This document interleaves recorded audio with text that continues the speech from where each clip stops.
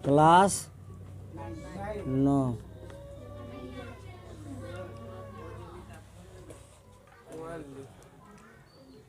Chapter का नाम है बल। आ रहा है उसमें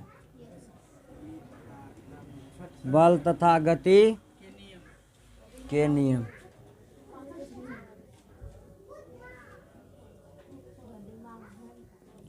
बल जिसको फोर्स कहते हैं,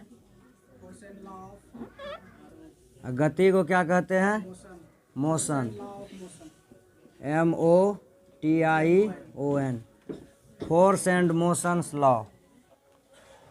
बल और गति के नियम।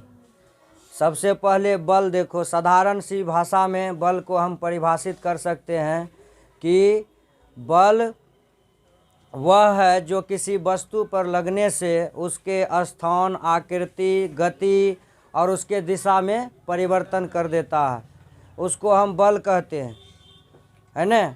बल का एसआई मात्रक होता है न्यूटन। बल का एसआई मात्रक न्यूटन होता है।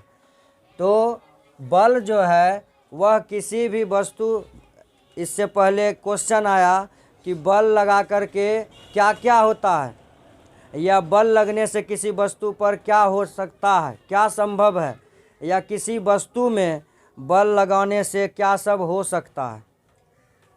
ठीक है। तो बल लगा करके हम किसी वस्तु का आकार बदल सकते हैं, किसी वस्तु की दिशा को बदल सकते हैं, किसी वस्तु का गति परिवर्तित कर सकते हैं। जैसे में साइकिल घरक रहा है, उसमें ब्रेक लगाते हैं, एक प्रकार का बल है। ब्रेक लगाना तो बल हुआ, तो वह क्या करता है, साइकिल के गति को धीरे कर देता है, और ज़्यादा जोर से बल लगाते हैं तो साइकिल को रोक देता है। तो यही है, बल लगा करके हम उसके गति को कम या ज़्यादा कर सकते हैं। पैडल पे जोर जोर से पैडल मारेंगे तो गति बढ़ेगा, ब्रेक जोर से मारेंगे तो गति रुकेगा, धीरे होगा। तो इस प्रकार से बल लगा करके किसी भी वस्तु का स्थान बदला जा सकता है। कोई वस्तु मान लो कहीं रखा हुआ है तो उसको हम उठा के कहीं और ला सकते हैं, तो उस उठाने में बल लगा, तो बल लगा करके हम स्थान में परिवर्तन कर सकते हैं। बल लगा करके उसका आकार बदल सकते हैं, बल लगा करके उसकी आकृति बदल सकते हैं। उदाहरण के लिए मान लो बालू का ढेर है, उसको तुम पूरा पैर से, हाथ से उसको फैला दो चारों तरफ, तो क्या होगा, वो जो ढेर लगा हुआ है वह ज़मीन पर फैल जाएगा। साधारण सा उदाहरण लो, घर में आटा गूंथता है, आटा को गोल करके रख दो, उस पर हाथ लेके दाब दो, हाथ क्या हो जाएगा, वो फैल जाएगा, वो है ना। आटा का गोल गोल गोल लोइया बनाते हैं, लोई, और फिर उसको बेलना लेके पसार देते हैं तो प्लेन हो जाता है। था क्या, गोला। क्या था, गोला। अब बन क्या गया, चिपटा, वृत्त बन गया। किसी भी गोलाकार चपटे सतह को वृत्त कहते हैं कि नहीं। तो इस प्रकार से हम देखते हैं कि बल लगा करके आकृति बदलती है, स्थान बदलता है, और उसकी दिशा बदल जाती है, और गति में परिवर्तन हो जाता है। बल का एसआई मात्रक क्या है, न्यूटन है। समझ में आ गया। शांत रहो। तो बल का समझ गया, बल किसी भी वस्तु में लगकर क्या होता है बता दिए। अब इसके बाद है गति। गति को मोशन कहते हैं, गति को हम चाल भी कह सकते हैं, स्पीड ना। तो गति में जो है समय के साथ अगर वस्तु के स्थान में परिवर्तन होता है तो इसी को हम गति कहेंगे। अगर समय के साथ वस्तु के स्थान में परिवर्तन नहीं होता है तब गति नहीं हुआ, तब वह विराम में है, रखा हुआ है, जहाँ था वहीं पर है। इसको समय के साथ अगर स्थान में परिवर्तन होता है तो वह गति होगा, समय के साथ स्थान में परिवर्तन नहीं हुआ तो वह विराम में है, गति में नहीं है। तो गति के नियम को न्यूटन साहब ने 3 नियम दिया है। न्यूटन साहब ने 3 नियम दिया है। न्यूटन का पूरा नाम है सर आइजक न्यूटन। क्या है न्यूटन का पूरा नाम?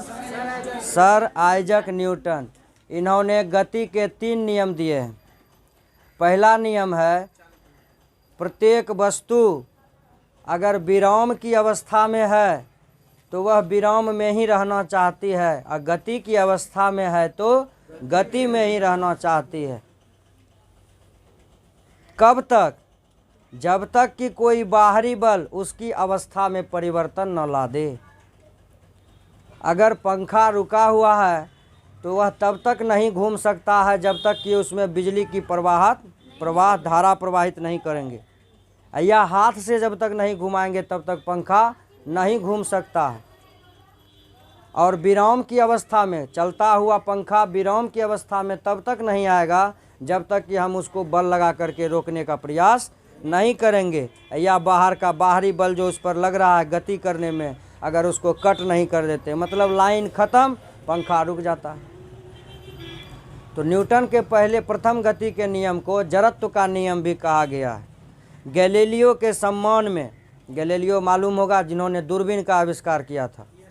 गैलीलियो दूर की वस्तु देखने के लिए उन्होंने दूरबीन का आविष्कार किया था।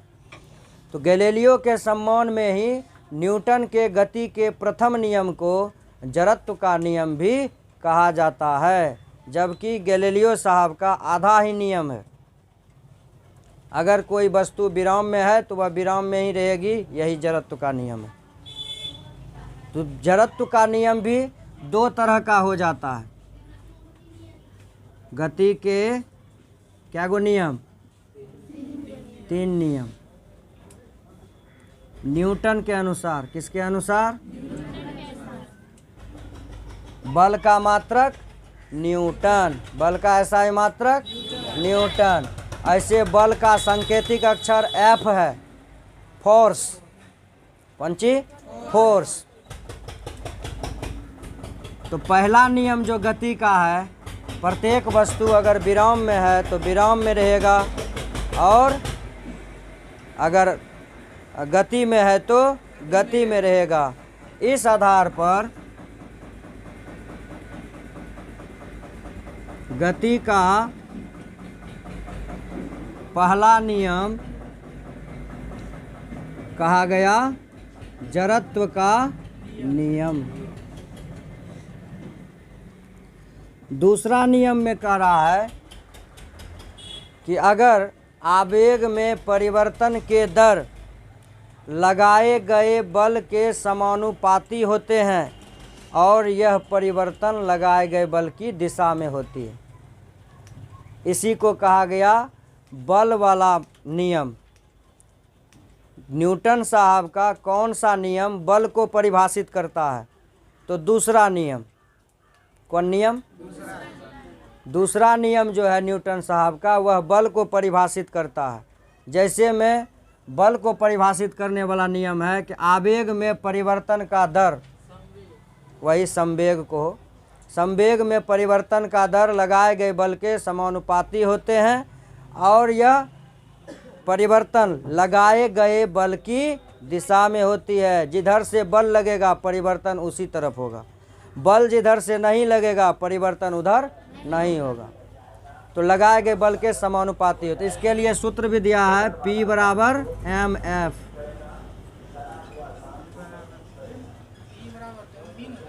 mv, P बराबर mv और P बराबर mF भी। P बराबर संवेग बराबर द्रव्यमान गुना वेग, ठीक ना। P बराबर mF, बल बराबर मात्रा गुना वेग वृद्धि। दूसरा सूत्र, बल बराबर मात्रा गुना वेग वृद्धि, यह भी सूत्र दिया गया है। ये दूसरा नियम है जिससे यह सूत्र परिभाषित होता है न्यूटन के दूसरे नियम से, ठीक है। संवेग को, संवेग बराबर मात्रा गुना वेग वृद्धि को या बल को, वही। तो इस प्रकार से यह जो सूत्र है यह न्यूटन के दूसरे नियम को प्रतिपादित करता है। तो अगर पूछे कि जड़त्व का कौन सा नियम है, तो पहला नियम, और बल को परिभाषित करने वाला दूसरा नियम। इसके बाद तीसरा नियम है जो बिल्कुल आसान है और हर जगह यह काम करता है, और इसको इतिहास में भी कई बार इस नियम को दोहराया गया है। इतिहास में कहता है कि प्रत्येक क्रिया के बराबर विपरीत प्रतिक्रिया होती है। अगर आज तुम किसी देश पर चढ़ाई करते हो तो कल जरूर है कि कोई और तुम्हारे देश पर भी चढ़ाई करेगा। अगर तुम किसी को मारते हो, पीटते हो, तो कोई किसी न किसी दिन आजिज होकर के वह तुमको भी पीटेगा। यह न्यूटन साहब का तीसरा नियम। वो प्रतिक्रिया देगा, चुप नहीं रहेगा। वो एक दिन छोड़ देगा, 2 दिन छोड़ देगा, लेकिन तीसरा दिन छोड़ने वाला नहीं है, वह तुमको प्रतिक्रिया देगा। इसलिए प्रत्येक क्रिया के बराबर विपरीत प्रतिक्रिया होती है। यह न्यूटन साहब का तीसरा नियम है। इससे कई सारे सिद्धांत प्रतिपादित होते हैं। तुम लोग गेंद खेलता होगा, देखता है कि लोग जब गेंद को दीवार में मारते हैं तो फिर वह तुम्हारे हाथ में चला आता है। जितना जोर से तुम दीवार में फेंकते हो, दीवार भी उतना तेजी से बल लगा करके गेंद को इधर फेंकता है, तुम्हारे तरफ विपरीत प्रतिक्रिया करता है। तुम दीवार को मार रहे हो तो दीवार तुमको मार रहा है। चाहे वह निर्जीव हो कि सजीव, अनुक्रिया सभी करता है। अगर वह अनुक्रिया नहीं करता तो तुम जब दीवार में एक थाप मारो, चोट किसको लगेगा? हम ही को लगता है। इसका मतलब है कि जितना जोर से हम दीवार में थाप मारेंगे, अपना हाथ पटकेंगे, उतना ही तेजी से दीवार हमारे हाथ पर प्रतिक्रिया करता है, जिसके कारण हमको चोट का आभास होता है। अगर कहोगे सर कैसे इसको प्रमाणित कीजिएगा, तो गद्दा है घर में, रुई में मारो हाथ, चोट लगता है? क्यों नहीं लगता है? क्योंकि रुई की प्रतिक्रिया हमारे हाथों पर नहीं होती है। वह कोमल चीज़ है, मारते हैं दब जाता है, दीवार नहीं दबता है। रुई पर गेंद को फेंको, उछलेगा? नहीं उछलेगा, क्योंकि वह प्रतिक्रिया नहीं करता है। अगर करता भी है तो बहुत कम करता है, जिसका प्रभाव शून्य हो जाता है। समझ में आ गया? तो ये न्यूटन का जो तीसरा नियम है, प्रत्येक क्रिया के बराबर विपरीत प्रतिक्रिया होती है, इससे प्रतिपादित होने वाला नियम तुम लोग को बता रहे हैं, ध्यान से सुनोगे। नाव खेवने में भी तीसरा नियम काम करता है, क्योंकि नाव पर चढ़ कर के लग्गी लेके नाव चलाने वाला जमीन को पीछे ठेलता है, तो नाव किधर भागता है? आगे भागता है। जमीन को जितना जोर लगा के धक्का मारते हो पीछे के तरफ, जमीन भी तुमको धक्का मारता है लग्गी के सहारे। तुम जमीन में जाके धक्का नहीं मारता है, तुम लग्गी से जमीन को धकेलते हो, तो जमीन भी तुमको लग्गी के द्वारा धकेलता है। तुम चढ़े हो नाव पर, तो तुम्हारे द्वारा बल लगा कहाँ पर? नाव पर। नाव आगे भागता है। अब कहोगे सर वो चाप वाला नाव कैसे भागता है? ये तो बोल दिए कि लग्गी धकेलता है, जमीन धकेला, नाव चल गया। लेकिन चाप जो मारता है, वो देखा होगा दोनों बगल से, चाप वाला नाव, तो वह कैसे आगे भागता है? तो तुम भी तो उस चाप से पानी को पीछे ठेलते हो।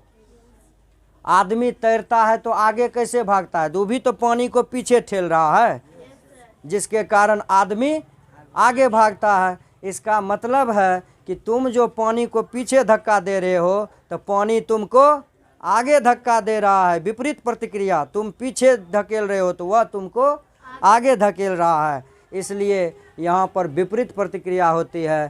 तैराक आगे भागता है, हम नाव खेव सकते हैं, इसी नियम के आधार पर काम करता है। गेंद को जब हम बॉलर को देखो उधर से मारता है, इधर से बैट लेके इतना जोर से मारता है कि गेंद बाउंड्री लाइन के बाहर चला जाता है ना? प्रत्येक क्रिया के बराबर विपरीत प्रतिक्रिया। जितना फास्ट तुम बॉल दोगे, अगर उसमें जरा सा भी बल्ला टच हुआ तो बॉल अपने उड़ जाता है, ज़्यादा बल लगाने का जरूरी नहीं पड़ता है। इसलिए फास्टर बॉलर की अपेक्षा स्पिनर बॉलर ज़्यादा काम करता है। स्पिनर बॉलर के बॉल पर कैच भी ज़्यादा आता है, क्योंकि उसका बॉल टर्न खाता है। अगर तुम जरा सा मिस किया तो बल्ले का बाहरी किनारा लेते हुए बॉल सीधे कैच उठ जाता है। लेकिन फास्टर बॉलर में खाली बैट सटाओ, अपने उड़ जाएगा बॉल। इसलिए फास्टर का बॉल चुका तो टेंगोर झड़ता है, नहीं तो विकेट झड़ता है। और नहीं तो लगा तो सीधे छक्के चौका जाता है, दुग्गी तिग्गी का कोई भांज नहीं। तो ये विपरीत प्रतिक्रिया होती है। नाव चलता है, ठीक है, हम भी जो चलते हैं पैर से जमीन को पीछे धक्का देते हैं, तिरछा रूप से काटते हैं। कोई ऐसा आदमी बताओ जो सीधा पैर चलता है, ऐसे ऐसे करके चलता है? वो जब भी चलेगा तो जब जैसे उसका पैर उठेगा तो अपने पंजा जमीन को पीछे धक्का देता है, थोड़ा सा मुड़ जाता है। सीधा पंजा उठा के रखते हैं ऐसे ऐसे चाप के तरह। जैसे चलेंगे नॉर्मली, अगर आज तुम लोग यहाँ से घर जाओगे तो अपने पैर पर गौर करना कि उसका पैर उठता है और जरा सा तिरछा होकर के ज़मीन को पीछे धक्का देता है, तब फिर अगला पैर उठता है। यही प्रक्रिया चलने में भी लगता है, और चलते समय भी हम न्यूटन साहब के तीसरे गति के नियम को प्रतिपादित कर देते हैं। समझ में आ गया? अब चलते हैं जड़त्व के नियम से। पहले नियम का व्याख्या देखो, जड़त्व के नियम कहाँ कहाँ पर लगता है। अगर तुम न्यूटन साहब के जड़त्व के नियम को देखोगे तो इसका सबसे बड़ा उदाहरण कल मैंने पढ़ाया था तुम लोगों को कि अगर गाड़ी पर बैठा हुआ है आदमी और अचानक गाड़ी चल देती है तो हम पीछे की ओर झुक जाते हैं।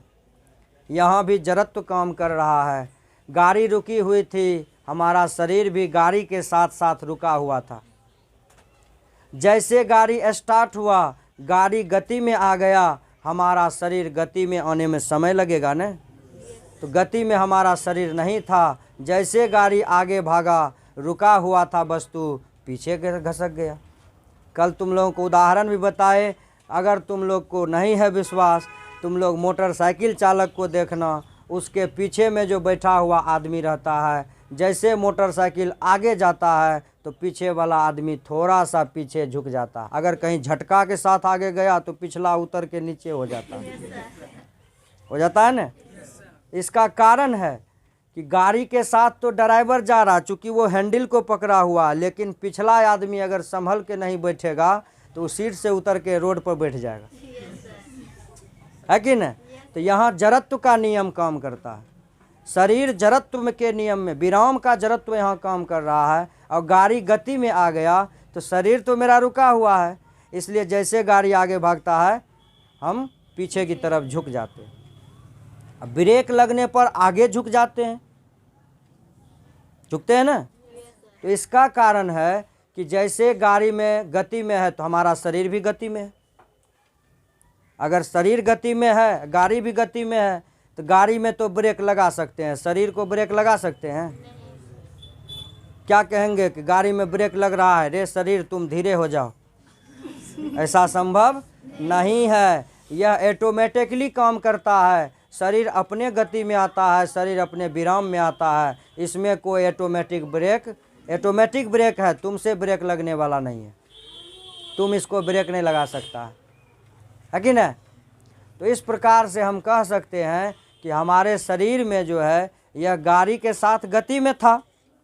बस में बैठा है, ट्रेन में बैठा है, तो देखा होगा तुम लोग, अचानक गाड़ी में जा रहे हो, अगर जोर से ब्रेक मार देता है तो माथा आगे टकरा जाता है। सिर क्यों टकराता है?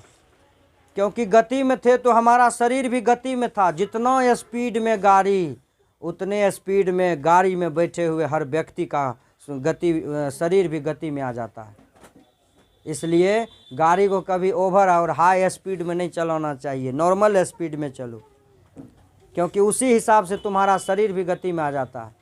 और जब शरीर गति में आएगा, अचानक ब्रेक मारोगे तो शरीर रह गया गति में, और गाड़ी में ब्रेक लग गया, गाड़ी रुक गया, और शरीर तो गति में है, बस शरीर आगे हो जाता है। समझ में आ गया? गति में है तो आगे न जाएगा शरीर। कभी कभी तो ऐसा भी होता है, मोटरसाइकिल वाला जो आजकल चला है, उठलका मोटरसाइकिल सब, लगता है जैसे उसके कन्हा पे बैठा हुआ है। उसमें देखोगे जैसे ब्रेक मारता है, कभी कभी वीडियो और भी वायरल होता है तो तुम लोग देखा होगा कभी, तो उसमें जैसे ब्रेक मारता है पिछला आदमी उछल के आगे चला जाता है कि नहीं? अगर अचानक कहीं डिस्क ब्रेक मार दिया तो आदमी उछल के सीधे आगे में फेंका जाता है। इसका कारण ये है, अगर संभर के नहीं बैठेगा, नया जो जैसे जो कभी गाड़ी पर नहीं बैठा, अगर ऐसे आदमी को बैठा दिया तो तुम्हारे कंधे पर न जाके चढ़ जाएगा, है कि नहीं। तो उसमें भी हालांकि इंजीनियर दिमाग लगा के बनाया है, ऐसा होता नहीं। अब कोई नवसिखवा गाड़ी लिया है, वो भी मार दिया डिस्क ब्रेक, तो डिस्क ब्रेक में क्या है, अचानक गाड़ी रुक जाता है, चक्का जाम हो जाता है। तो पीछे का जो आदमी है वो सीधे उसके आगे से होकर के या तो उसके देह पर चढ़ जाएगा, नहीं तो उसके कन्हा पर चढ़ जाएगा, नहीं तो सीधे गाड़ी के आगे चलाएगा। तो यहाँ भी जड़त्व का नियम काम करता है। कौन चीज़ का नियम काम करता है? जड़त्व का नियम। शरीर तुम्हारा गति में था, अब को सर ड्राइवर क्यों नहीं फेंकाता है, तो ड्राइवर वहाँ हैंडल जो पकड़ा हुआ है, बैलेंस बना हुआ है, पैर उसका है गाड़ी पर, सब चीज़ का बैलेंस उसको है ना। लेकिन पिछला आदमी को कौन बैलेंस है? खाली एगो लात रखा हुआ है। गाड़ी पर बैठने वाला पकड़ता है गाड़ी को, वो भी आजकल फैशन का ज़माना है, बस बैठ गया, लगता है कुर्सी पर बैठा है। तो तुम देखोगे कि वह आगे फेंका जाता है, क्योंकि गाड़ी शरीर मेरा गति में था, गाड़ी रुक गया तो विराम में आ गया, लेकिन शरीर तो मेरा गति में है। वो तो सोच रहा है कि हम आगे भाग रहे हैं, अब वहाँ गाड़ी रुक गया, बस वो आगे फेंका जाता। तो जड़त्व का नियम समझ गया। बल तो तुम लोग देखबे किया, बल लगा करके क्या सब होता है ये भी स्पष्ट हो गया। इसके बाद न्यूटन के गति का तीनों नियम हो गया, गति से क्या होता है वो भी बता दिए। अब जड़त्व देखो,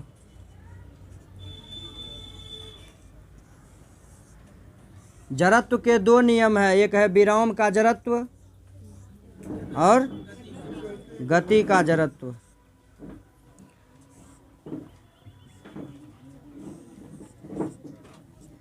विराम का जड़त्व कहेंगे रुका हुआ है, विराम में न क्या, रुका हुआ। जब कोई वस्तु समय के साथ अपने स्थान में परिवर्तन नहीं करेगा तो उसको हम विराम की अवस्था में समझते हैं, है ना। विज्ञान का कहना है कि समय के साथ अगर तुमने अपना इस स्थान नहीं बदला तो तुम कोई काम नहीं किया। अगर हम बैठ करके 5 घंटा कुर्सी पर बैठे रहेंगे और कॉपी चेक करते रहेंगे, पढ़ाते रहेंगे तो काम नहीं हुआ, समझ गया ना। अगर कोई आदमी यहाँ से उतर के टहल लिया तो काम हो गया विज्ञान के अनुसार, क्योंकि विज्ञान का मानना है कि वर्क वही है, काम वही है जो समय के साथ परिवर्तन हो। और समय के साथ तुम में कोई परिवर्तन ही नहीं हुआ तो तुम्हारा काम नहीं हुआ, ये विज्ञान का मानना है। तो जड़त्व का नियम में पहला है विराम का जड़त्व। अगर कोई वस्तु रुका हुआ है तो वह रुका हुआ ही रहना चाहता है, इसको हम विराम का जड़त्व कहेंगे। गति का जड़त्व, अगर कोई वस्तु चाल में है, गति में है, तो वह गति में ही रहना चाहता है, वह रुकना नहीं चाहता, ठीक ना, उसको हम कहेंगे गति का जड़त्व। अगर पंखा चल रहा है, तुम उसको हाथ लगा के रोकना चाहोगे जल्दी रुकेगा नहीं वो, क्योंकि गति में है तो वह गति में रहना चाहता है। अगर गेंद घरक रहा है, फिसल रहा है, तो उसको तुम अगर रोकना चाहोगे तो गेंद भी जल्दी रुकता नहीं है। इसलिए कभी कभी कैच हाथ में आकर के भी छूट जाता है, क्योंकि ऊपर से गिरता हुआ बॉल गति में है और गति में ही रहना चाहता है। इसलिए तुम लोग कैच लेने वाले को देखा होगा, यह भी वैज्ञानिक कारण पूछा है कि क्रिकेट खिलाड़ी कैच ले करके हाथ पीछे क्यों खींचता है, क्योंकि गेंद जो है जैसे वो कैच लेता है तो बहुत ऊपर से गेंद आ रहा है, तो वह उसके हाथ पर धक्का मारेगा, क्योंकि वह चाहेगा कि हम नीचे जाएं, नीचे जा रहा है तो नीचे जाएगा। लेकिन तुम उसको हाथ से रोक लेते हो तो उसका जितना भी बल है वो तुम्हारे हाथ पर काम करेगा। अगर वह हाथ को पीछे नहीं खींचे और बिना दस्ताने का कैच ले रहा है तो उसका जो ये हाथ का जो चमड़ी है यह भी फट सकता है, क्योंकि वहाँ तो ये सब बॉल से खेल होता नहीं है, वहाँ तो हैवी बॉल रहता है। कई बार कैच लेने में उंगली फट जाता है, क्योंकि गेंद सीधे हाथ पर बल लगाता है। इसलिए यह जड़त्व का नियम, गति में है बॉल तो गति में रहना चाहता है, इसलिए बॉल को कैच लेने के साथ हम हाथ को जब पीछे खींचते हैं तो बॉल का जो गति है वह मोशन जो है उसका प्रभाव कम हो जाता है और कैच लेने वाले को चोट कम लगता है। ठीक है। किसी चीज़ को अगर तुम अचानक बाय फोर्स पूरा बल लगा करके अगर रोकने का प्रयास करोगे तो उसका प्रभाव तो तुम्हारे शरीर पर न पड़ेगा।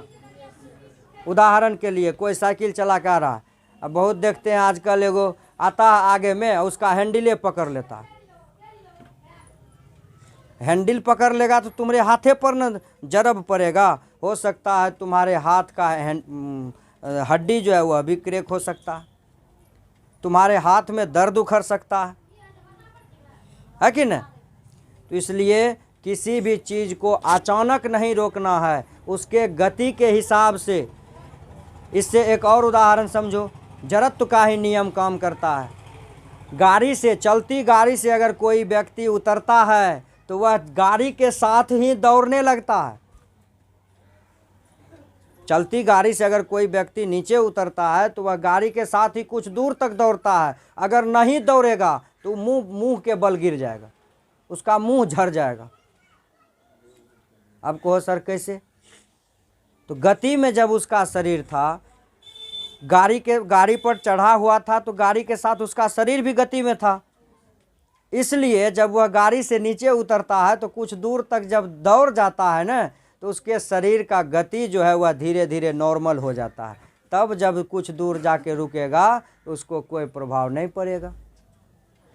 अगर अचानक गाड़ी से उतर के खड़ा हो जाएगा चलती गाड़ी से, तो उसको पता चलेगा कि वो तो गया, मुंह कान झड़ जाएगा उसका रोड पर। इसलिए चलती गाड़ी से जब भी उतरो तो उसके साथ कुछ दूर तक उसको गाड़ी को आधार दो, आदर दे के आगे कर दो, जाओ जाओ अब हम नहीं जाएंगे, नहीं तो गाड़ी तुम्हारा मुंह कान झाड़ देगा, है कि नहीं। इसलिए चलती गाड़ी से जब व्यक्ति उतरता है तो उसको क्या करना चाहिए? कुछ दूर तक गाड़ी के ही दिशा में दौड़ना है तुमको, विपरीत दिशा में नहीं। जिधर के तरफ तुम्हारा शरीर मोशन में है, गति में है, उसी तरफ तुमको दौड़ना पड़ता है। यह भी गति का जड़त्व है, ठीक है ना। यह भी क्या है? गति का जड़त्व है। तो इस जड़त्व का नियम समझ गया, बल का नियम भी समझ गया। बल का इकाई मात्रक है न्यूटन, P बराबर mf भी हो गया। इसको प्रूव्ड करने के लिए भी कहता है, तो अभी प्रूव्ड तुम लोगों का नहीं होगा, ठीक ना। समय कम है, इसलिए नवमा में जो उपयोगी सब बात है हम बता देते हैं, अपना उसी के आधार पर ऑब्जेक्टिव सब क्लियर करो।